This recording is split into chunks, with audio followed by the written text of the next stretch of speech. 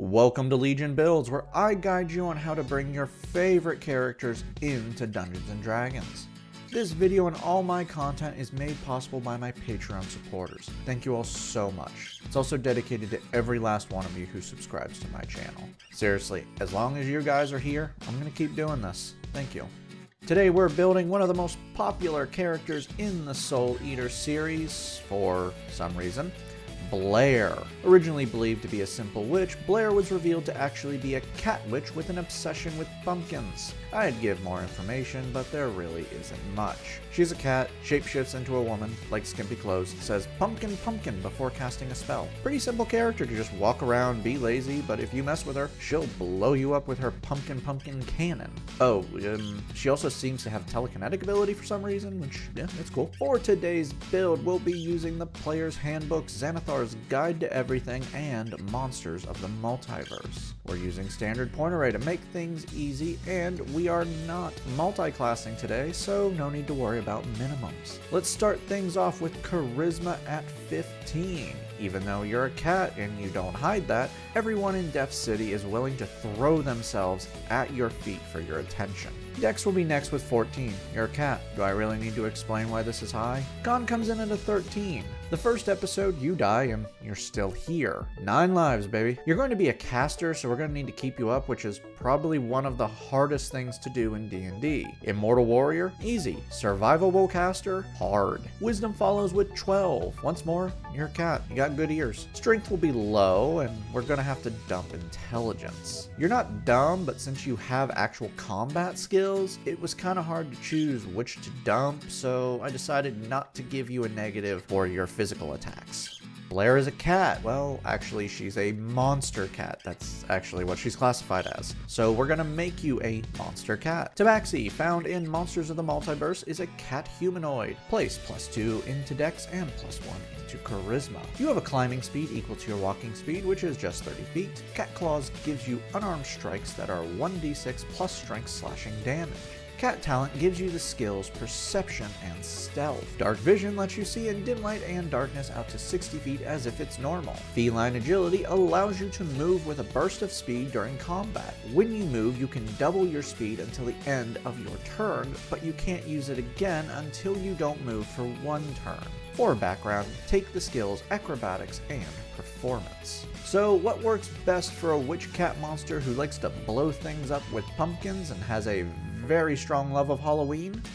Level 1 sorcerers start things off with 2 skills. Take Persuasion and Insight. Sorceress Origin is the source of your magical powers. And since you do in fact have a whole Halloween vibe going on, we know exactly where to go. Shadow Magic, found in Xanathar's, is a gloomy, spooky sorcerer. Eyes of the Dark increases your dark vision out to 120 feet. Strength of the Grave makes you harder to kill. When you drop to 0, you can make a Charisma saving throw with a DC of 5 plus the damage taken when you drop to 0, and if you succeed, you drop to 1 instead. This feature cannot be used if you drop to 0 from radiant damage or a critical hit. You can only use this once per long rest. Spell casting gives you the power to cast spells. I really hate trying to come up with things to say about that. You start out with 4 cantrips and 2 first level spells. For your spells, Firebolt fires a flaming pumpkin out to 120 feet and deals 1d10 fire damage on a hit. Mage Hand creates a spectral hand out to 30 feet that you can control to manipulate or interact with objects that weigh no more than 10 pounds. Create Bonfire creates a fire within a 5-foot cube. Any creature within the cube must make a dex save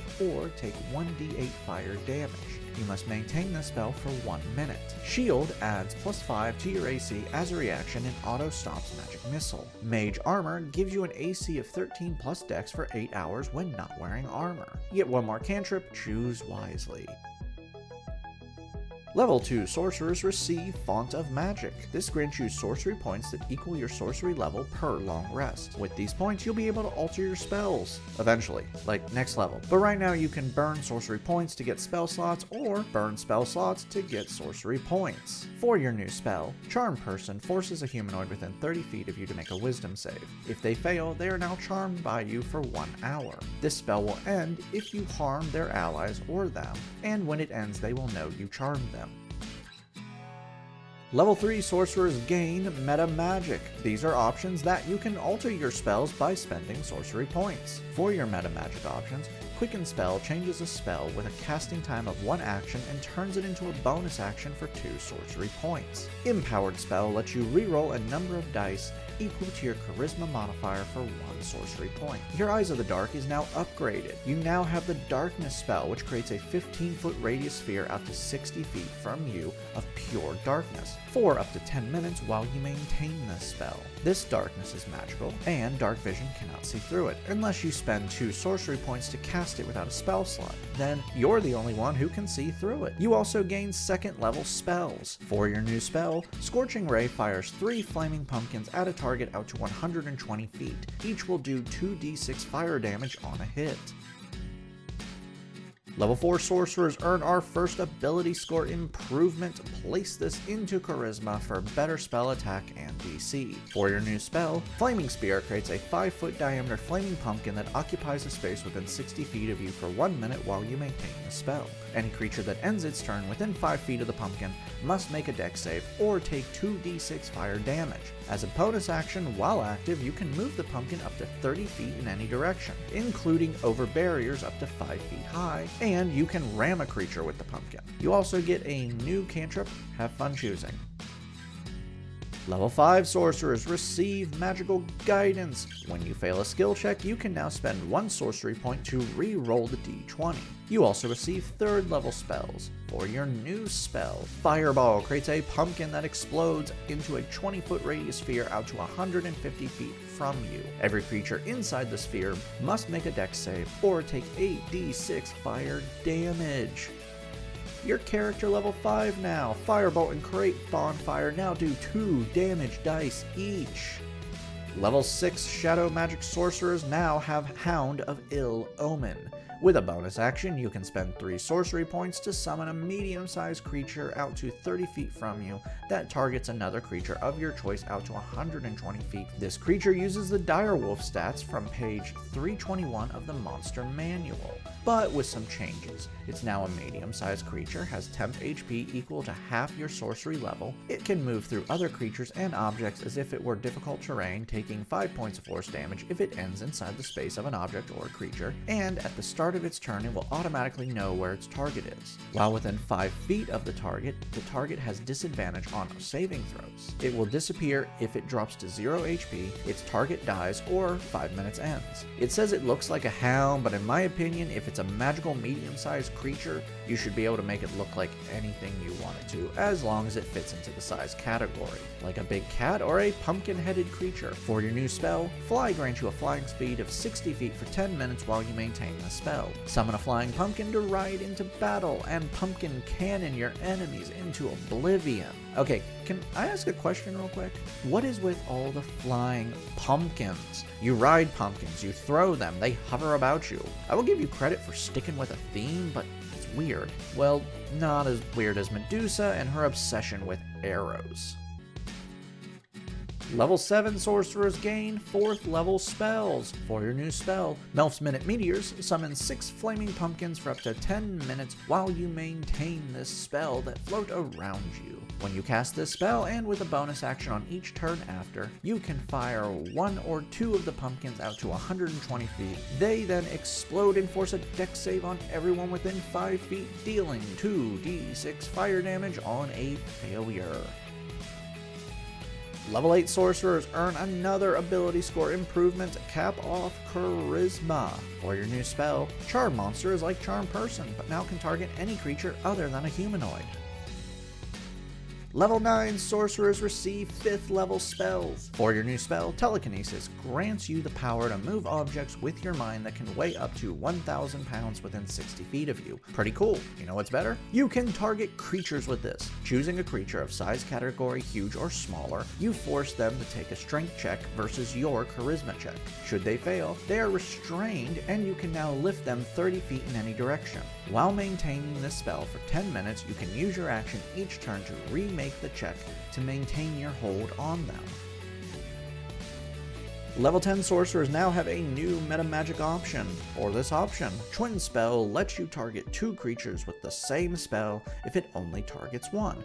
No area effect spells or multiple target spells can be used with this for 1 sorcery point equal to the spell level, with 1 for cantrips. For a new spell, Polymorph allows you to transform yourself into a cat or someone else. For 1 hour while you maintain this spell, a creature you target within 60 feet of you that you can see, like yourself, is transformed into a beast of CR rating equal to or lower than theirs. If they are unwilling, you force a wisdom save, transforming them if they fail. While in this form, they take on the stats of the beast and will return to normal if they drop to 0 HP. If they do drop to 0 HP, they return to the HP they had before the transformation, minus some spillover damage from the hit that dropped them to 0. You also get your final cantrip. Have fun.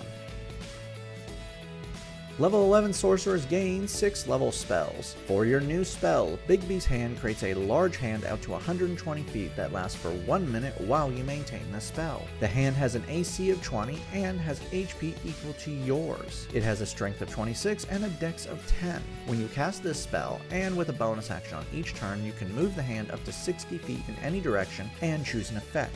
Clenching Fist makes a hand attack a creature within 5 feet, dealing 4d8 force damage on a hit. Forceful Hand lets you push a creature up to 10 feet from you. Grasping Hand lets you grapple a huge or smaller creature and then crush it for 2d6 plus 5 bludgeoning damage. Imposing Hand blocks you from attacks, giving you half cover. There are also those who use Bigby's hand as kind of a makeshift mount for the caster to ride on, but that's up for debate. Check with your DM.